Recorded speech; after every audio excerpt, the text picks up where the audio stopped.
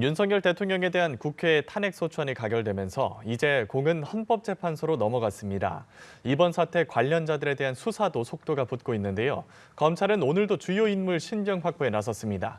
수사 상황과 법적 쟁점들 손정혜 변호사와 짚어보겠습니다. 안녕하십니까? 안녕하세요. 예, 먼저 오늘 오전 상황부터 살펴보겠습니다. 검찰이 곽종근 전 특전사령관의 구속영장을 청구했는데 계엄 당일에 국회에 최정예 대테러부대 707 특임단을 투입하고 테이저건과 공포탄 사용을 건의했던 인물입니다. 혐의 그리고 구속 여부 어떻게 보십니까? 네, 내란죄와 직권남용죄 혐의를 받고 있을 것으로 보이고요. 예. 구속 가능성이 매우 높습니다.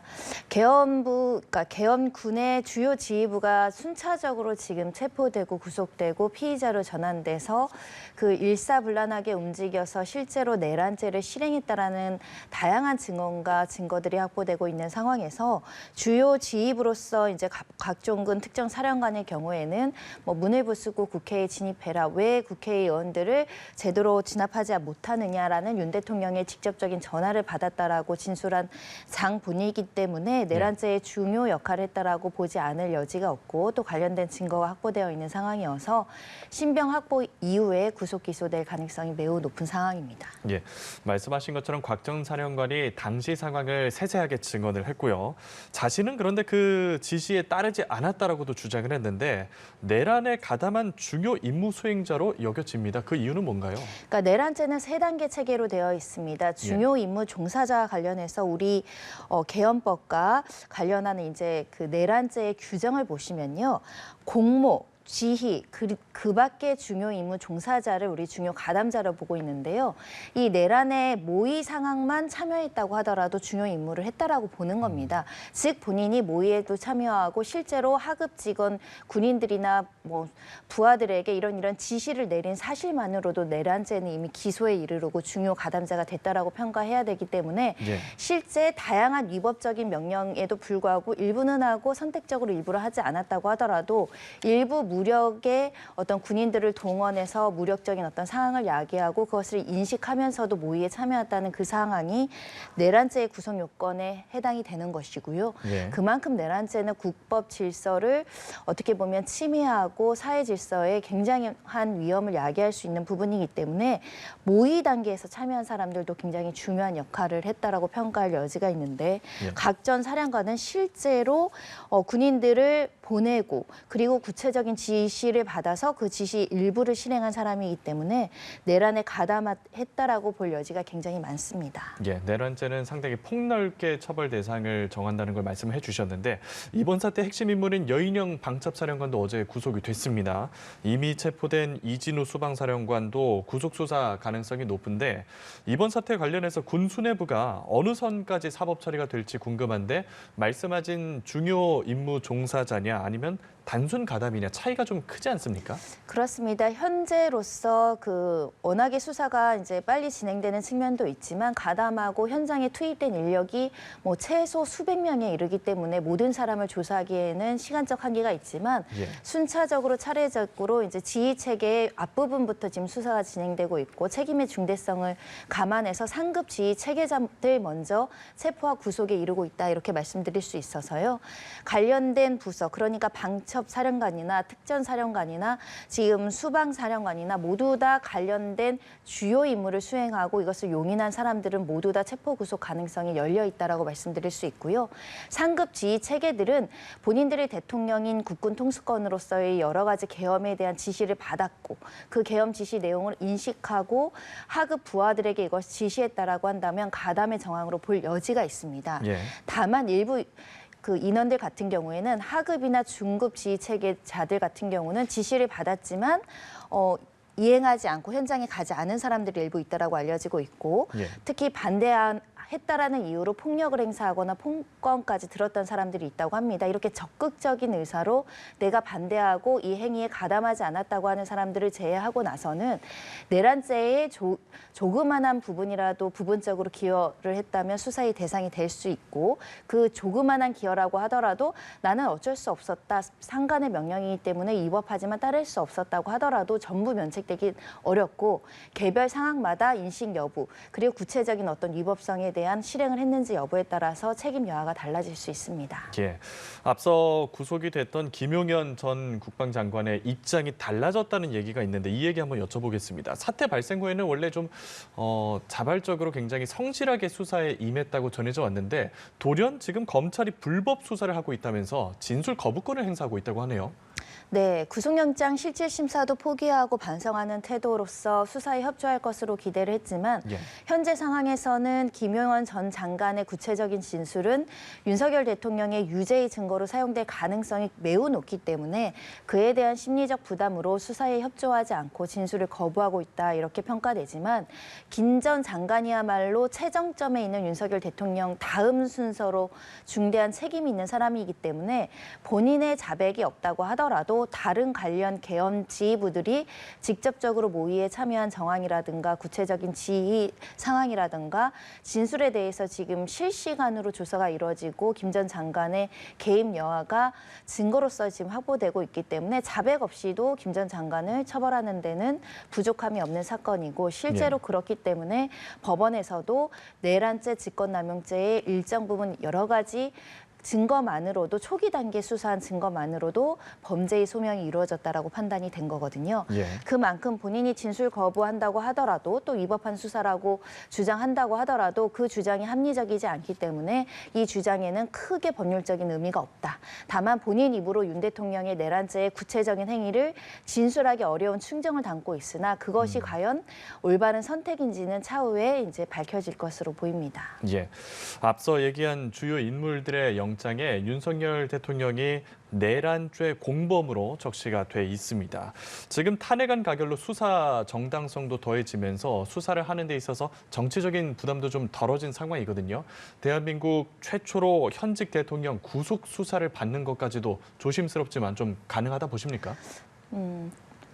가능한 게 아니라 필요합니다. 필요요. 내란죄의 수괴를 체포하거나 구속하지 않고 조사하지 않을 만한 명분이 없다라고 말씀드릴 수 있는데요. 그만큼 내란죄는 대한민국에서 가장 강력하게 다스릴 수밖에 없는 죄이기 때문입니다. 실제로 윤 대통령이 최정점에 이르는 증거는 지금 대표적으로 포고령을 직접 국민들한테 담화를 통해서 이야기한 점.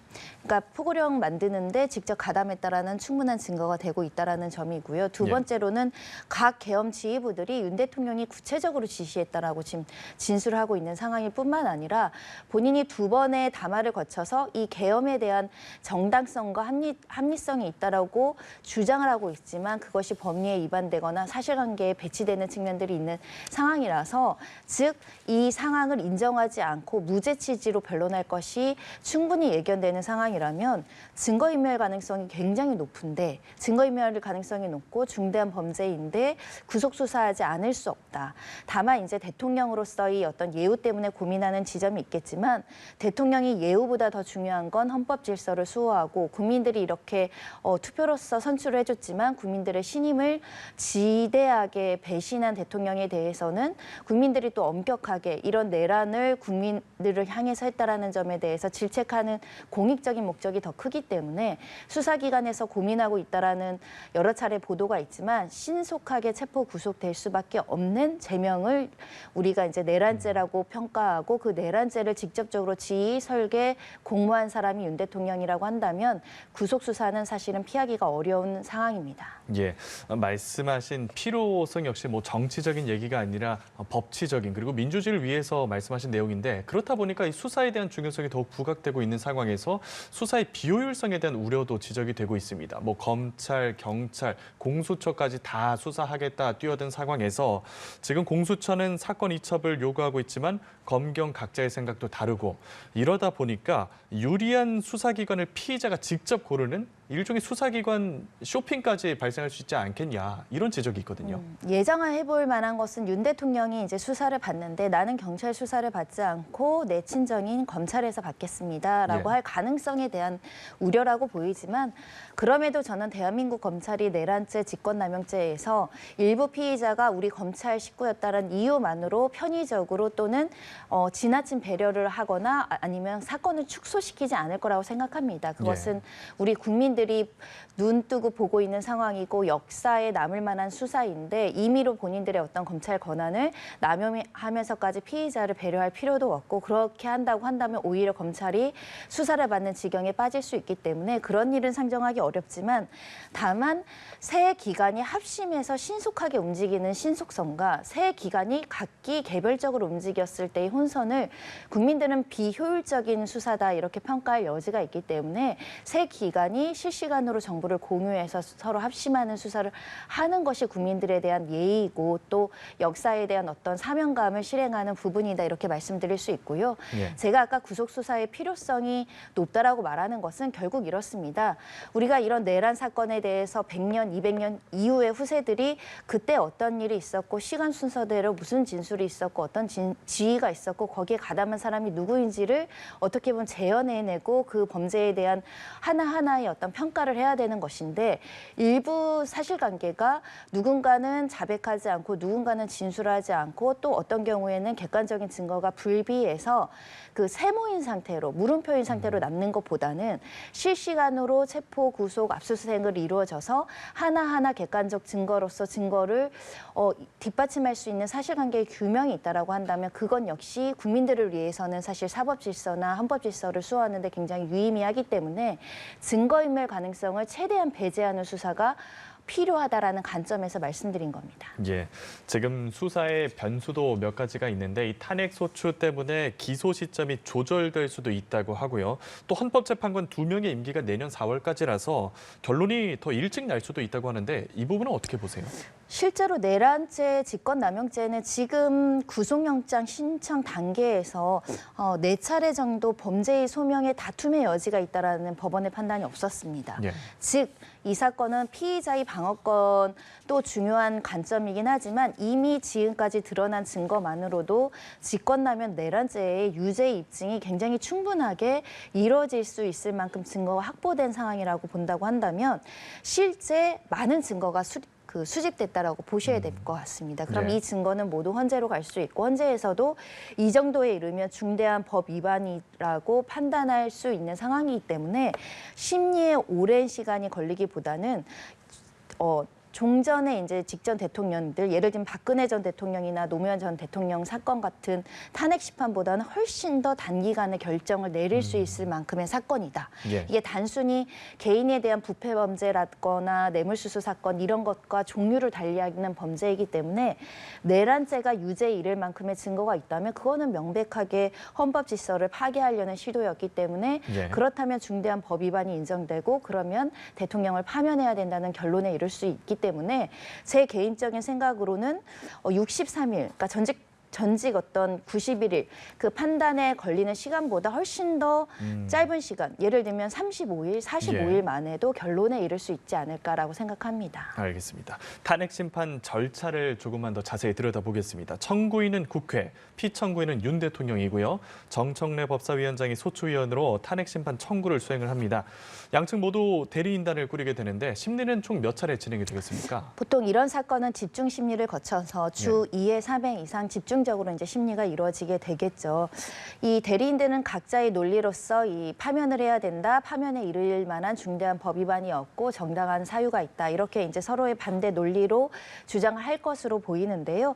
이 심리라는 것은 결국은 이제 헌법재판관들이 변론 준비기를 얼마나 거칠 것인가, 어떤 증인과 어떤 증거를 어떻게 채택할지에 대한 이제 그 계획을 수립한 다음에 심리를 하는 것이기 때문에 예. 조만간 어느 정도의 심리의 계획과 이 수사 자료에 대한 확보를 어떻게 할 것인가가 나올 것으로 보이고요.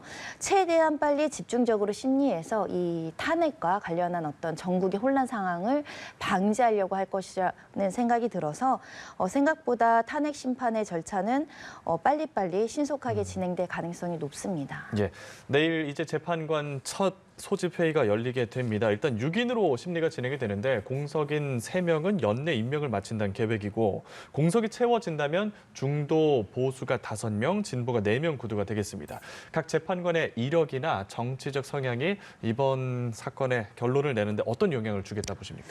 이게 이제 본인의 어떤 신념, 개인적인 철학, 그리고 개인적인 정치적 성향이 결론을 내는데 영향을 미쳐서는 안 되겠죠. 예. 가장 유일한 잣대는 헌법 질서를 수호하는 관점에서 국민이 준 권력에 대한 남용이 있었는지 여부, 그래서 국민의 신임을 배신했는지 여부의 관점에서 중대한 법 위반이 있었다고 하면 파면을 하는 것이고, 위법 사항이 있다고 하더라도 중대성에 이르지 않는다고 한다면 기각하는 것입니다. 그래서 이것은 역사적인 어떤 사명감과 적인 어떤 본인의 개인적인 것보다 역사적인 사명감과 기존에 있었던 법 질서를 기준으로 이제 판단을 해야 되는 측면이 있기 때문에 중도, 진보 또는 그 개인적인 어떤 성향과 상관없이 판단이 나와야 되는 것이고 그렇게 돼야 되는 사건이 아닌가 생각이 들고요. 중요한 거는 헌법 질서의 관점에서 내란죄라는 것이 결국은 계엄은 어느 정도의 요건에 성립했을 때 선포할 수 있는가, 그리고 개인의 기본권을 제한하는 이런 강력한 무기인 계엄령은 어떤 절차에 의해서 이루어지는 것이 타당한가, 이런 기본적인 어떤 판단의 어떤 기준점을 삼아서 판단하지 않을까 합니다. 예, 알겠습니다. 탄핵 소추안 가결 이후의 상황들 오늘 손정혜 변호사에게 들어봤습니다. 변호사님, 오늘 말씀 고맙습니다.